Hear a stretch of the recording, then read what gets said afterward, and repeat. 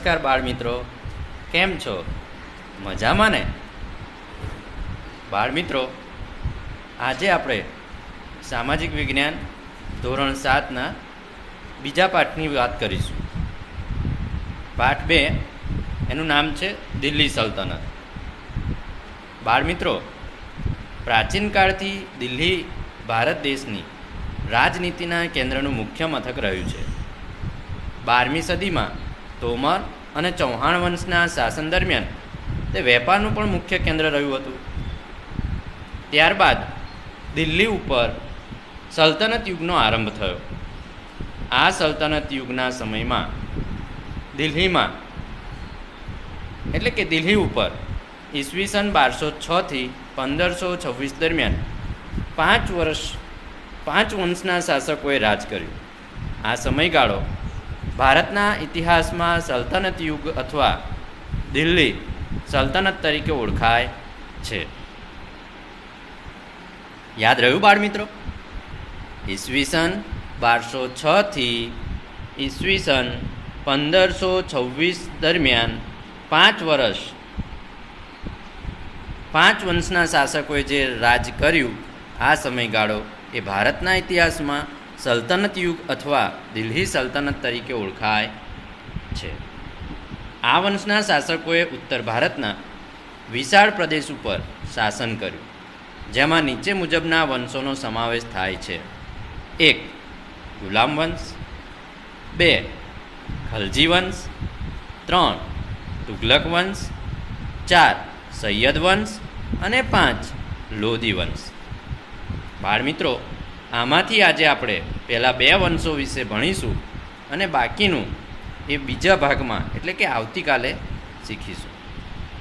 એમાં આ શાસકો મૂળ તુર્ક અને અફઘાન મૂળના હતા અને ભારતના મધ્યકાલીન રાજપૂત રાજાઓના અંદરોઅંદરના યુદ્ધનો ફાયદો ઉઠાવી દિલ્હી ઉપર એમણે શાસન સ્થાપ્યું.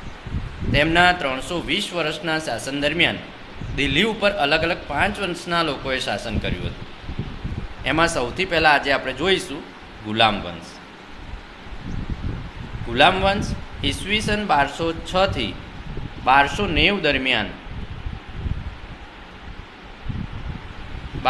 દરમિયાન ગુલામ વંશનું શાસન રહ્યું.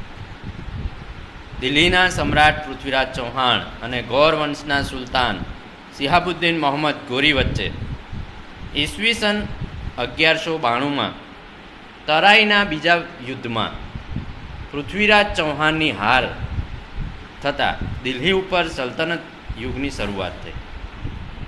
કુતબુદ્દીન ઐબક ગુલામ વંશનો સૌથી પહેલામાં પહેલો સ્થાપક કે પહેલો શાસક એ કુતબુદ્દીન ઐબક હતો. કુતબુદ્દીન તે શિહાબુદ્દીનનો માનીતો ગુલામ હતો. માત્ર 5 વર્ષ તેને દિલ્હી સલ્તનત પર રાજ કર્યું. આ સમય દરમિયાન તેણે સલ્તનતને સાચવવાનું કામ કર્યું. ઈસવીસન 1210માં પોલોની રમત દરમિયાન ઘોડા પરથી પડી જવાના કારણે તેનું મૃત્યુ થયું. બાળ મિત્રો, કુતબુદ્દીન ઐબકે સ્થાપના કરી, પરંતુ આ ગુલામ વંશની અંદર 2 પ્રશ્નો બહુ મહત્ત્વના છે. જ્યારે એવું પૂછાય કે ગુલામ વંશની સ્થાપના કોણે કરી અથવા તો ગુલામ વંશનો ખરો સ્થાપક કોણ હતો, ત્યારે પ્રશ્ન આપણા મનમાં થાય છે કે શું જવાબ આવે. તો બાળ મિત્રો, એક બહુ ખાસ ધ્યાન રાખવું કે કુતબુદ્દીન ઐબકે સ્થાપના કરી, પરંતુ ખરો સ્થાપક એ ઇલ્તુત્મિશ ગણાય છે. આપણે હવે પછી કુતબુદ્દીન ઐબક પછી જોઈએ ઇલ્તુત્મિશ. આ બાજુમાં જે ફોટો આપ્યો છે એ ઇલ્તુત્મિશનો. ઇલ્તુત્મિશ એ કુતબુદ્દીન ઐબકના ગુલામ અને જમાઈ હતો. તેને ગુલામ વંશનો સાચો સ્થાપક માનવામાં આવે છે, કારણ કે તેણે ઘણો બધો રાજ્ય વિસ્તાર વધાર્યો હતો. એટલા માટે થઈ એને ખરેખર ગુલામ વંશનો સાચો સ્થાપક માનવામાં આવે છે. તેણે સલ્તનતની રાજધાની લાહોરથી દિલ્હી ખસેડી હતી. સલ્તનતને મજબૂત કરવા તેણે ચહેલગાહની રચના કરી હતી. પોતાનો એક પણ પુત્ર સુલતાન બનવા કાબિલ નથી એવું સમજી તેણે પોતાની પુત્રી રઝિયાને ઉત્તરાધિકારી જાહેર કરી હતી. હવે બાળ મિત્રો, વાત આવશે રઝિયાની. તો એ આપણે જોઈએ. આ બાજુમાં તમે જોઈ શકો છો કે ઘોડાની ઉપર જે છે એ રઝિયા બેગમ છે. અને એની માહિતી બાજુમાં આપી છે. આપણે જોઈએ કે રજિયા સુલતાન ઇલ્તુત્મિશના અવસાન પછી તેની પુત્રી રજિયા સુલતાન ગાદી આવી. તે એના ભાઈઓ કરતાં વધારે કાબેલ હતી, પણ તે સ્ત્રી હોવાથી અમીર તુર્કોએ તેનો અસ્વીકાર કર્યો. ખટપટ અને વિદ્રોહ કરી તેની સત્તાનો અંત લાવ્યા. રજિયા બેગમ વિશે એમ કહેવાય છે કે મિન્હાજે સિરાજ એ 13મી સદીના ઇતિહાસકાર હતા, જેમણે સ્વીકાર્યું હતું કે રજિયા સુલતાન તેના અન્ય ભાઈઓ કરતાં વધારે કાબેલ અને સક્ષમ હતી. ત્યારબાદ આપણે જોઈએ નસીરુદ્દીન. રજિયા સુલતાનને ગાદી પરથી હટાવી અમીરોએ ઇલ્તુત્મિશના પુત્ર નાસિરુદ્દીનને ગાદીએ બેસાડ્યો. તેણે 21 વર્ષ શાસન કર્યું. કોણે? નસીરુદ્દીને. ત્યારબાદ ગિયાસુદ્દીન બલબન, એનો પણ બાજુમાં ફોટો આપેલો છે, આપણે જોઈ શકીએ છીએ કે આ જે છે એ ગિયાસુદ્દીન બલબન છે. નસીરુદ્દીનનું અવસાન થતાં ગિયાસુદ્દીન બલબન એ દિલ્હીની ગાદીએ આવ્યો. તેણે ચહેલગાન દળોનો નાશ કરી પોતાના શાસનને વધારે સ્વતંત્ર અને મજબૂત બનાવ્યું. તે કલા અને સાહિત્યનો પોષક હતો. તેણે સુલતાન તરીકે 22 વર્ષ શાસન કર્યું. બાળમિત્રો, આપણે ઉપર પણ જોયું કે નસીરુદ્દીન હતા, એમણે 21 વર્ષ શાસન કર્યું, જ્યારે ગિયાસુદ્દીન બલબને 22 વર્ષ શાસન કર્યું.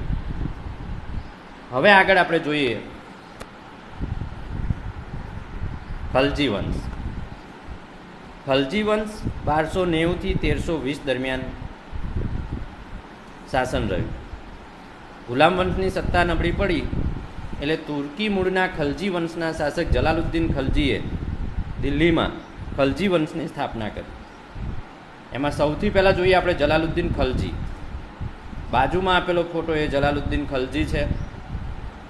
જલાલુદ્દીન ખલજીએ 1290 થી 1296 સુધી 6 વર્ષ સુધી રાજ કર્યું.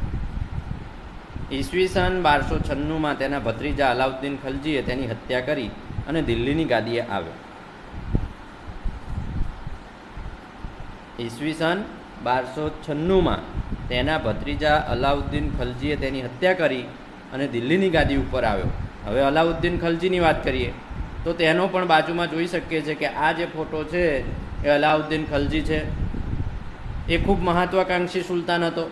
તેણે ઉત્તર ભારત, ગુજરાત અને દક્ષિણ ભારત ઉપર વિજય મેળવી સામ્રાજ્ય વિસ્તાર કર્યો. તેણે દિલ્હીમાં સ્થાયી સેનાની શરૂઆત કરી. તેણે સૈન્યમાં ઘોડા અને સૈનિકોની વિશેષ ઓળખ માટે દાગ અને ચહેરા પદ્ધતિ દાખલ કરી. આ ઉપરાંત તેણે ભાવ નિયંત્રણ, બજાર નિયંત્રણ અને સંગ્રહખોરી નિયમન જેવા વહીવટી સુધારા કર્યા. આ અલાઉદ્દીન ખલજીની વાત થઈ. અલાઉદ્દીન ખલજીના અવસાન પછી અંધાધૂંધીવાળું વાતાવરણ રહ્યું. ત્યારબાદ ખલજી વંશનો અંત લાવી અને ગિયાસુદ્દીન તુગલક દિલ્હીની ગાદીએ આવ્યો અને તેને દિલ્હી ઉપર તુગલક વંશની સ્થાપના કરી. બાળમિત્રો, અહીંયા આપણે 2 વંશ જોયા, ગુલામ વંશ અને ખલજી વંશ. આ બંને વિશે તમારે પાઠ્યપુસ્તકમાં જોઈ, વાંચી અને તૈયાર કરવાનું છે. આનાથી આગળના જે વંશ રહ્યા એ આપણે બીજું વિડીયો બનાવી અને મૂકવામાં આવશે. તો બધા ઘરે રહો, સુરક્ષિત રહો. અસ્તુ.